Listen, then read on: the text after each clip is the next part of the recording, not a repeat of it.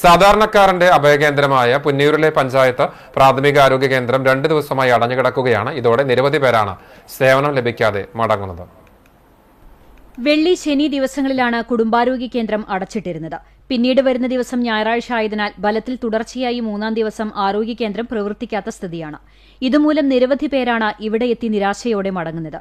അവശരായവരും കൈക്കുഞ്ഞുങ്ങളുമായി വളരെ ബുദ്ധിമുട്ടി വാടകയ്ക്ക് വാഹനമൊരുക്കിയും മറ്റും ഇവിടെ എത്തുന്നവരുടെ ദുരിതം അധികൃതർ മനസ്സിലാക്കണമെന്നാണ് ഇവരുടെ അപേക്ഷ. സ്ഥാപനം പ്രവർത്തിക്കാത്തത് സംബന്ധിച്ച് ചോദിച്ചറിയുവാൻ പോലും ജീവനക്കാർ ഇല്ലാത്ത അവസ്ഥയാണ്. ശനി, ഞായർ ദിവസങ്ങളിൽ OP പ്രവർത്തിക്കില്ല എന്ന അറിയിപ്പ് മാത്രമാണ് ഇവിടെയുണ്ടായിരുന്നത്. ആശുപത്രിയിൽ മറ്റുള്ള സേവനങ്ങളും ഈ ദിവസങ്ങളിൽ പ്രവർത്തിക്കില്ല. എന്നാൽ ഹോമിയോ ക്ലിനിക്ക് പതിവ് പോലെ പ്രവർത്തിക്കുന്നുണ്ട്. തീർത്തും സാധാരണക്കാരായവരുടെ ആശ്രയ കേന്ദ്രമായ പ്രാഥമികാരോഗ്യ കേന്ദ്രം അടച്ചിട്ടത് ജനങ്ങൾക്കിടയിൽ വലിയ പ്രതിഷേധമാണ് ഉണ്ടാക്കിയിട്ടുള്ളത്. നിലവിലെ പുന്നയൂർ പഞ്ചായത്ത് ഭരണസമിതി ഇത്തരം കാര്യങ്ങളിൽ ആവശ്യമായ ഇടപെടലുകൾ നടത്തുന്നില്ലെന്നും ആക്ഷേപമുണ്ട്.